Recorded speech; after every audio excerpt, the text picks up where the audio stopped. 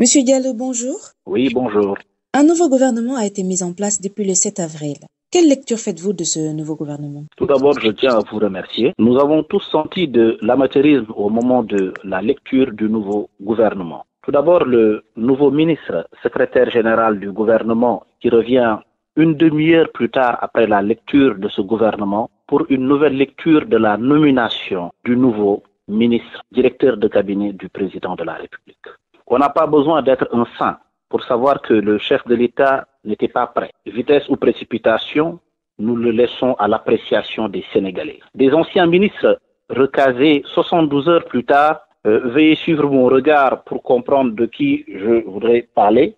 Sachez aussi que le salaire d'un ministre d'État nous coûte 72 millions par an. Un circulaire affiché à la présidence de la République pour mettre fin aux fonctions des ministres d'État, des ministres conseillers, des conseillers spéciaux, des ambassadeurs itinérants et des chargés de mission signés par le président de la République. La question que je voudrais poser, c'est quel est le rôle du nouveau ministre d'État, secrétaire général de la présidence de la République? Un service du protocole qui confond depuis un certain temps la couleur du drapeau de nos hôtes, sans oublier des coups de fil allant d'un chef d'État qui était destiné à un opposant farouche. Donc il ne suffit guère d'être dans le secret des dieux pour savoir que nous avons un gouvernement qui peine à faire ses preuves, mais surtout à savoir sur quel pied danser. La plupart de nos nouveaux ministres,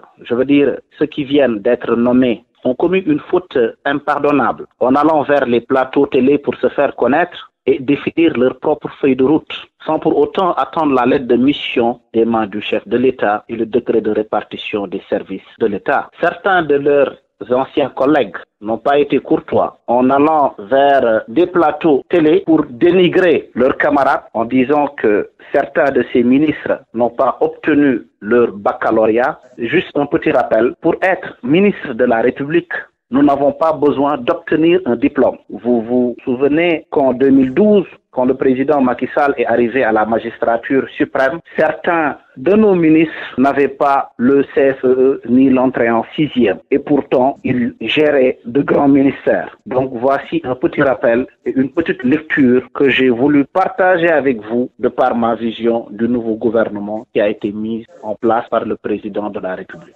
Et après tout ça, comment voyez-vous le statut du chef de l'opposition? Bon, pour ce qui est du chef de l'opposition, nous venons d'une élection. La logique voudrait que la coalition, je dirais notre coalition, la coalition IDI 2019, arrivée en deuxième position, il nous revient le statut du chef de l'opposition. Au Sénégal, il y a eu des élections, à savoir un référendum. Les textes ont été très clairs et parmi les 19 points retenus, le statut du chef de l'opposition figure. Alors ce n'est ni une demande, mais une exigence afin que le nouveau gouvernement puisse se pencher sur les questions de l'heure, à savoir reconnaître le leader de l'opposition afin que l'on puisse savoir que notre pays en voie de développement, ce pays qui fait partie des 25 pays les plus pauvres à travers le monde, pourra sans doute être rehaussé de par sa démocratie. Je vous remercie. Merci à vous, Monsieur Diallo.